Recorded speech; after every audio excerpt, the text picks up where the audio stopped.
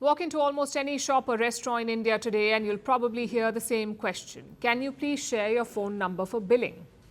It used to be a harmless ask, but with time it has become part of system requirements or e-bills. But now that's set to change. Shops will no longer be allowed to demand your number, all thanks to the new DPDP rules, that's Digital Personal Data Protection Rules. And while this may seem like a small move, but for India's privacy laws, it's a big jump. Our next report tells you why. Most of us gave our mobile numbers away without a second thought. At shops, at restaurants, at retail stores.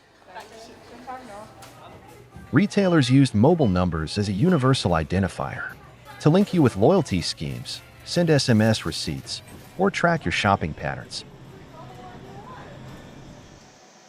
But behind the counter, those millions of numbers often ended up in giant databases. Sometimes sold, sometimes shared, almost always reused in ways you never agreed to. That's where India's new digital personal data protection rules come in. The DPDP Act 2023, now being operationalized in 2025, is drawing a hard line. Retailers can only collect your number if you explicitly agree and only for a clearly stated purpose. They must delete it after a set period, 3 years at most, or sooner if you withdraw consent. No more implied consent or vague promises. And there's another thing. Shops cannot refuse to sell you something if you don't give your number. Stores can no longer say, "Sorry, we need your number for billing." If you don't want to share, they must provide alternatives. Like a printed receipt, an email, or another privacy-friendly option. In other words, your right to shop is no longer hostage to your phone number. So, what happens to loyalty programs? This is where disruption comes in. Many loyalty schemes are built around mobile numbers. It's the glue that holds your discounts, offers, and points together. Now, retailers will need to get creative. Perhaps loyalty cards, app-based logins, or keypad self-entry systems that don't force you to shout your number across a crowded billing line. So, what about all the numbers already collected? That's the part retailers aren't talking about loudly. Under the new rules, they'll need to set expiry clocks on those databases. If you haven't shopped with them in 3 years, they must delete your details. And if you opt out, they must delete them right away. This could shrink some of the massive customer data pools that retail giants rely on.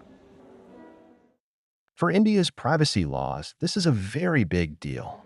For years, mobile numbers have been the skeleton key of India's digital economy. They are linked to Aadhaar, bank accounts, UPI, SIM cards.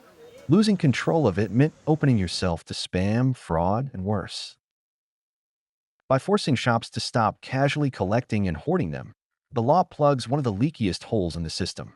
And it will affect everything. Housing societies, visitor entry systems, and even small gyms that jot down your number will now fall under the same framework. They'll have to explain why they're collecting it, for how long, and delete it when the purpose ends. No more scribbled visitor books that never go away. For the world, this isn't new. Europe has the General Data Protection Regulation. California has the California Consumer Privacy Act. Same laws, different names. India's DPDP is the country's attempt to join that club, signaling that personal data is no longer fair game for businesses.